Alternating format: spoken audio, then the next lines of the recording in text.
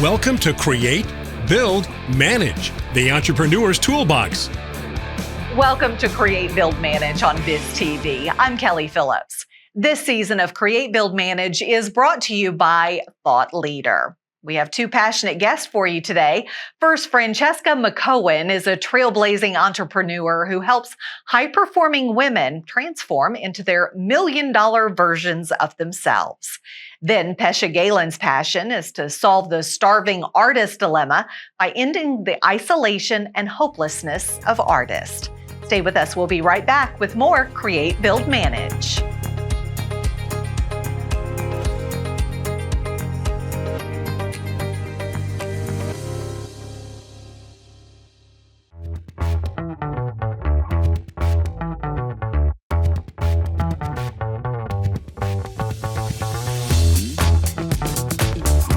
Are you a high-achieving female entrepreneur ready to take your success to new heights? Well, our first guest specializes in helping women transform into million-dollar versions of themselves. Please welcome Franceska McGaughan. How are you today? I am doing great, Kelli. Thanks so much for having me on the show. Thank you for being here. Well, start right now by giving us a little bit of your background and what you're doing now. Absolutely. So I was raised in the foster care system. I was actually taken out of my home at the age of 12. And my whole mission was just to essentially outperform my childhood trauma. And it wasn't until my mid-30s that I quickly realized that that was not going to happen. But at the same time, I had no idea of really who I was without all the accolades and shiny gold stars. And I think a lot of female entrepreneurs are driven by this idea of success, kind of unlocking the past shackles of trauma, if you will. And so I have made it now my mission as an empowerment coach to really expand women into the multi-million-dollar version of themselves. And you created something called Goddess Millionairess brand. What is that? When I first really thought of the idea, it was an avatar that helped me expand into who I am today. I definitely was nowhere near a goddess or a millionairess. I grew up in a home without running water and my fridge was nearly empty all the time. And we lived on the poverty line, supported by student loans and credit cards. I think a story that a lot of people can relate to. And I just decided that if I wanted my future to be different, then I got to choose who I wanted to become. And so for me, Goddess Millionairess is the masculine and the feminine energy combined. So who I can be in my feminine when it comes to love and romance and having a family, and who I can be in my masculine when it comes to creating a legacy and a lasting impact that is going to be my signature when I'm no longer here in the world. So Goddess Millionairess is really about discovering who you are, who you came here to be before you were told what to do, and how to really create generational wealth for yourself, no matter where you're coming from in your background.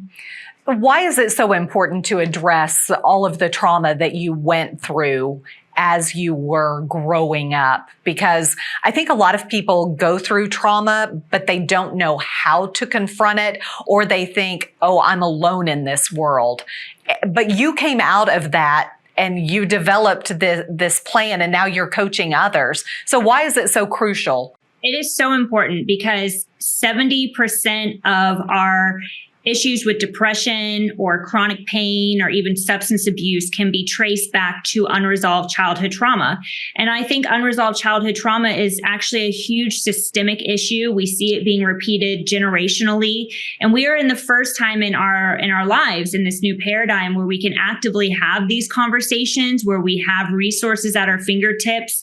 I mean, I can't tell you how many therapists, TikToks blew up around COVID, where we can actually start realizing that the things that we identify with, like who we think we are as a person, or the labels that we've put on ourselves, are just accepted from other people, but they're not really serving our higher self or where it is that we're going. This is the first time that we're able to say, you know what, I want to do things differently. And I always say, like, that is the beauty of being an adult, is you get to choose. You get to choose who you are, where you're going, who's coming with you. And that requires sometimes to revoke some all access passes.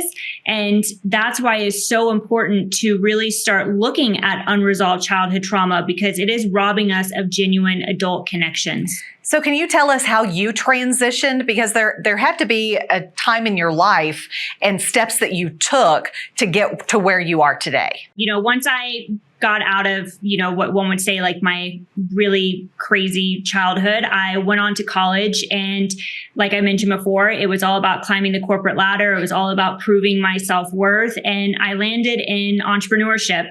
And that is really where I found my grittiness would equal my self-worth. And it was all about the big fat bank account. And it was all about the little black book of clients and how much money and people defined me. It was always being validated outside of myself. And it wasn't until when COVID happened in 2020, and naturally all those things were stripped away from me and from majority of us, we all went through some sort of major life transition, that I started really asking fundamental questions like, who am I? Am I a funny person? Am I a nice person? Would this person want to be friends with me if they knew that, I no longer had this to show for?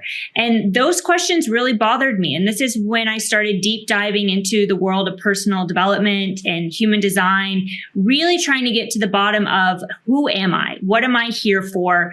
What is my legacy? Surely this cannot be it, because the thing with trauma is it loves to leave its mark, and it shows up, as I mentioned before, things like depression, substance abuse, chronic pain, and also really emotional and chaotic marriages, partnerships, family cycles.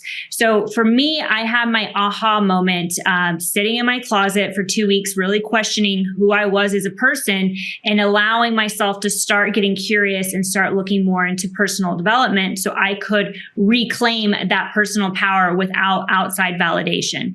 So what are some tools that you can help other women learn how to empower themselves?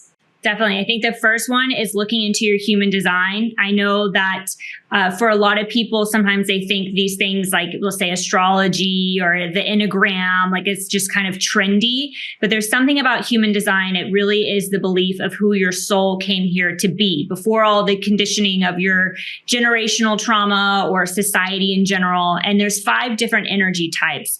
And so there's so many resources online right now that are free. You can literally type in human design, my human design, and learn, what is the best way that I operate in this world? What is the best way that I make decisions? And it even goes into the details of like how you're meant to eat and where you're meant to position yourself in life. For example, if you thrive more in a space with mountains versus something cozy, like it's really about learning who you are at your soul core's essence so that you can truly be in alignment with your authentic self and bring more of that into the world. Was it difficult for you to go through all of those questions and actually look at the answers and the truthful answers that were staring back at you? Oh, yeah. I mean, this is the fun part of healing unresolved childhood trauma, is being confronted with all the feelings that once felt like facts and just really realizing that they're just beliefs. I mean, there was definitely several years of going through different emotional feelings. In the beginning, it was borderline anxiety attacks all the time, not feeling in control, really releasing old coping mechanisms. Then there was a crisis in my marriage because I was changing terms and conditions of who I wanted to be and how I wanted to be with someone. Then it was like, deciding what I wanted to do for my career and how I wanted to show up and how I wanted to create new boundaries for myself. So this isn't hey, go to the website and click on a link and you'll be freed. This is more of this is a great place to start to get curious, to start asking yourself some questions. And if you're feeling dissatisfied with where you're at right now in your life, then this is a huge opportunity to start just learning more about yourself. And for me, that was the key that unlocked it all. And that's why I love personal development and especially human design. So what advice would you give to women who are looking to become that $1 million version of themselves? I would say first and foremost, get in touch with how you're feeling and get curious of why you're feeling that way. Especially as women, we're taught so much to be nice or palatable or friendly or, just always happy-go-lucky, making things easier for other people, that we really forget about ourselves. And it's not until once the kids are raised or once you finally divorce the partner that you never wanted to be with that we finally allow ourselves to kind of have this eat, pray, love moment. And the thing is that our time is not a renewable resource. Like we cannot go to a vending machine and pull out an extra 20 years, but money is a renewable resource. And I find that so many of us will value the renewable resource of money than we do actually our time. And so anyone that's feeling like, yes, this is speaking to me. I know that there's something unresolved here. I know that I'm making decisions from an unaligned place. My biggest piece of advice is really get curious about your feelings. Really start looking at, is this true? Is this a belief? Is this a piece of my identity that I still want to hold on to?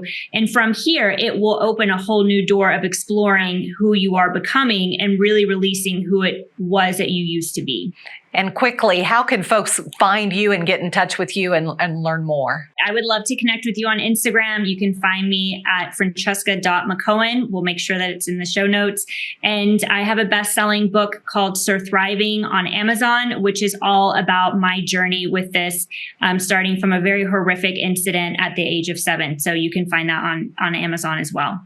Franceska, we really appreciate you sharing your story with us today. Thank you. Thank you for having me.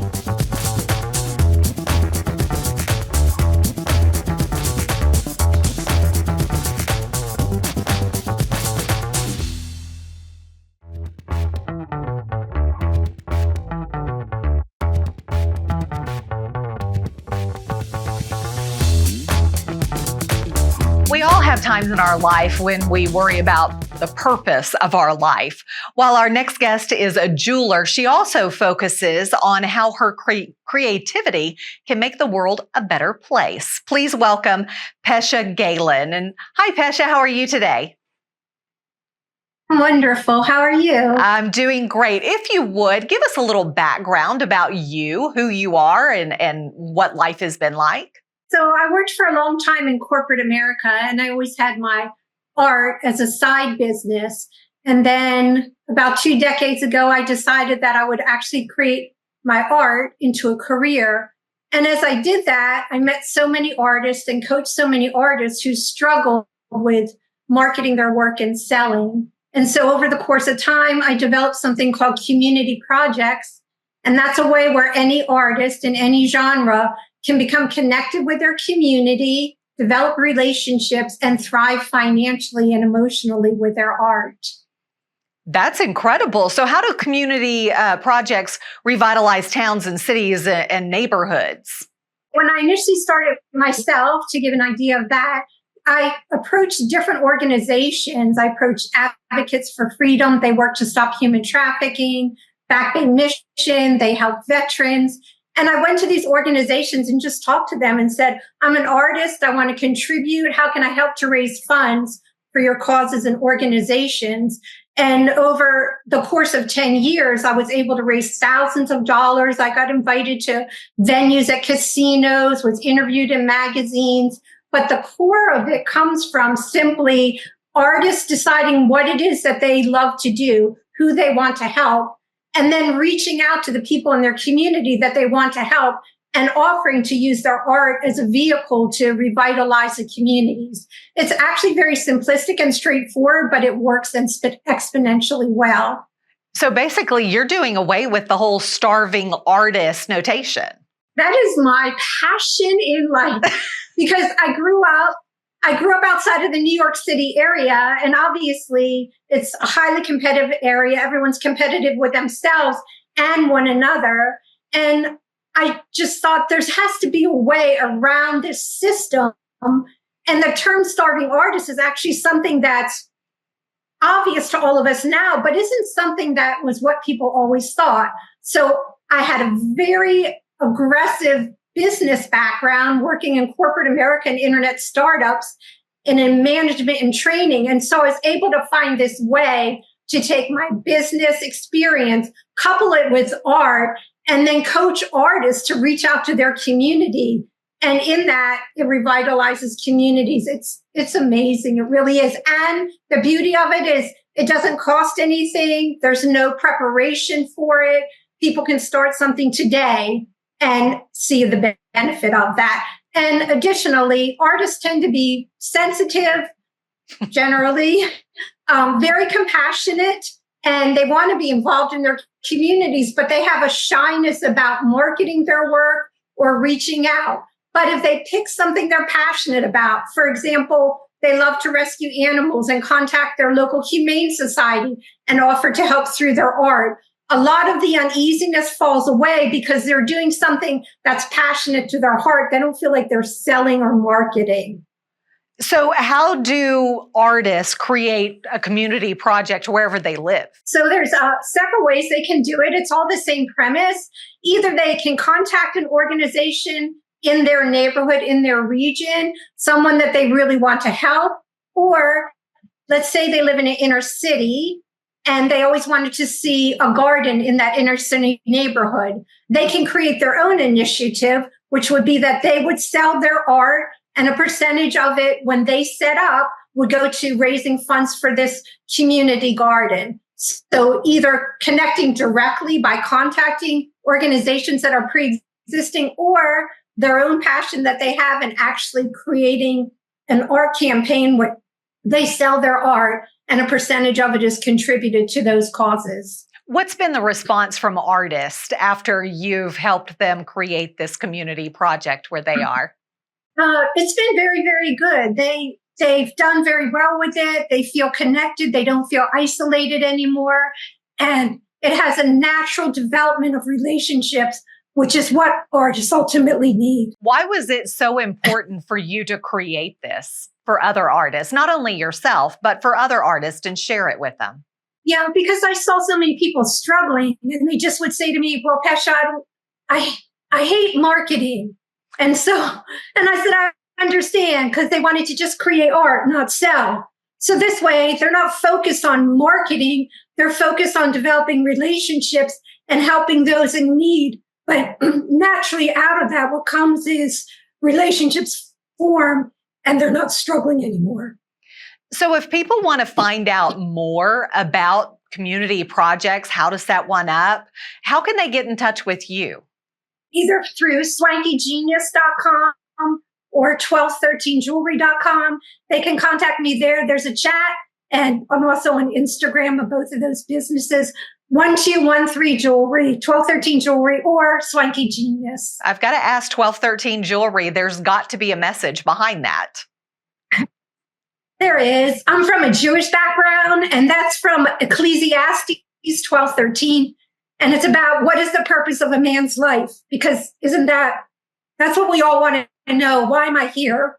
And so Ecclesiastes 12:13 says the purpose of a man's life, a woman's life, is to love God and love one another. So I think that's the best message, isn't it?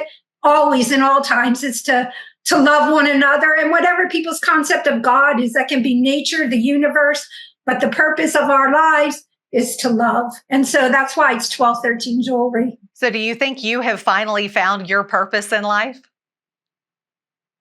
Absolutely. I have like 60 or 70 more years to help the world to embrace community projects, and it'll revitalize towns and cities, and it will bring artists out of that starving artist belief system, and it will really magnify finances and revitalization of individual artists and also of their communities. And ultimately, it's about relationships, and that's it. We all work together as one large community project. This can easily help anyone in anywhere in the world, in any genre.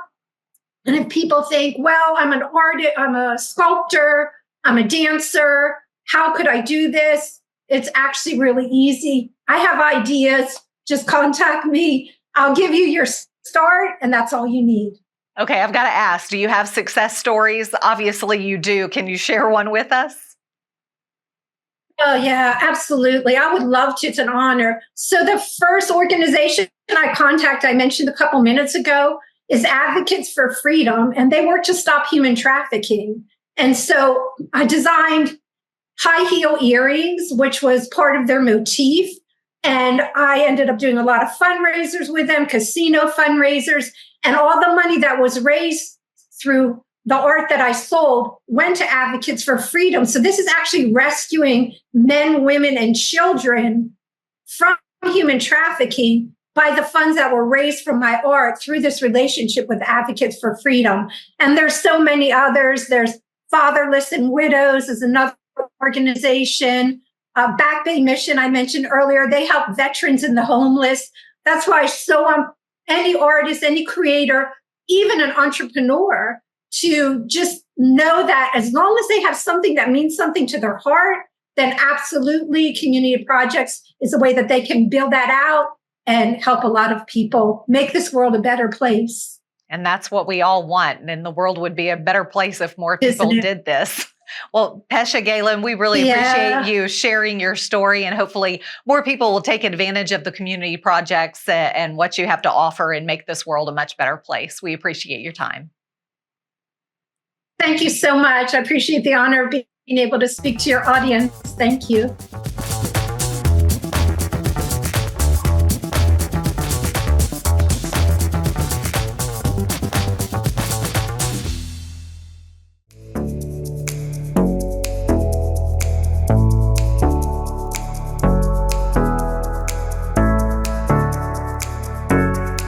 Thanks for joining me today for BizTV's Create, Build, Manage from Thought Leader. Do you have a message that you want to get out into the world?